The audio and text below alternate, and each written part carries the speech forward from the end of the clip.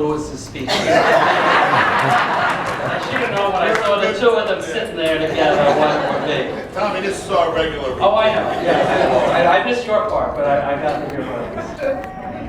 It's an important topic. I know you're covering a lot. You have a great panel. And many of us have talked about this issue over the year in the various iterations of what we need to do to promote more opportunity for firms of color and women-owned firms.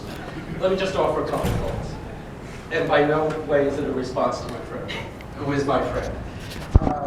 First of all, in terms of the Controller's Office, with the encouragement of many people in the room, we have been stepping up the audits we've been doing on state agency and public authority compliance with the MWB programs and goals. And as you know, we've had some audits that have come out on DASNY, on MTA, and we found some problems. Some of these are not new problems in terms of inappropriate reporting, over-reporting of numbers.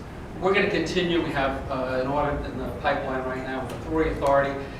There are ambitious goals that the government and the administration has set, and that's commendable. But we have to make sure that the numbers, in fact, are accurate, because how can you judge the adequacy of the programs and what you're achieving if the goals are not being adhered to, because the data upon which you're basing those goals and those numbers aren't accurate. The same thing, though, I think has to be extended to this discussion of investment, and it's an important discussion. And Bertha makes some important points. And she was part of our, participated in the audience at our Emerging Manager program yesterday.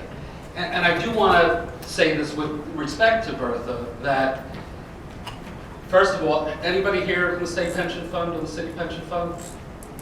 A couple people are.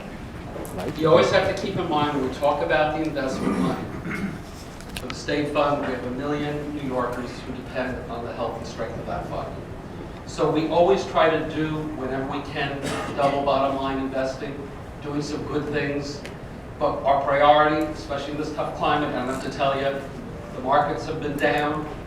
Many people would like to see us do away with defined benefit plans. At the end of the day, we've got to make judgments that are going to keep that fund secure and strong for the men and women who are depending on those retirement pension benefits being there at the back end of their careers.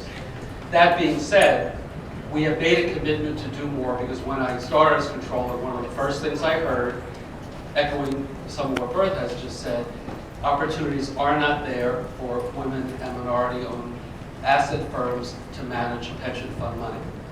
And with respect to Bertha's numbers, and you wanted feedback for your report, there's some of my feedback. Yes. You mentioned our green program, you mentioned our in-state program, Exactly. not a word about what we're doing with MWBE firms that manage money. And you can't wait, I just told you. You can't take out of the equation $9 billion that is being managed by firms of color and women-owned firms. I think Bertha's challenge is an important one. And I think part of what I took away from our conversation yesterday, Bertha, is so if the minority firms are managing $9 billion, how much of that is getting onto the street? Exactly. And I accept that challenge as something that we have to look at and do better.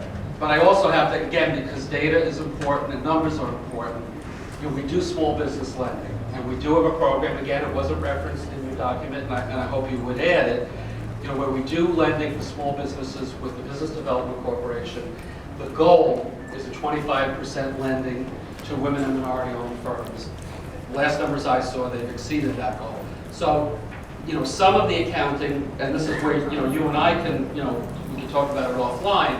In fact, I can't speak for the other pension funds, but the state fund, we are doing more than we are getting acknowledged for. That doesn't mean that the task is complete.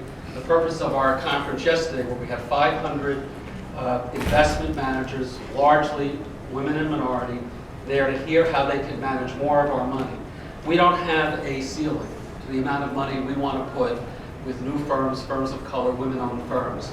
And in fact, for us, with the pension fund, getting back to my first point on this, these firms have actually given us, in many cases, superior returns to what we gain from our traditional relationships. So we are open for business with women and minority-owned firms.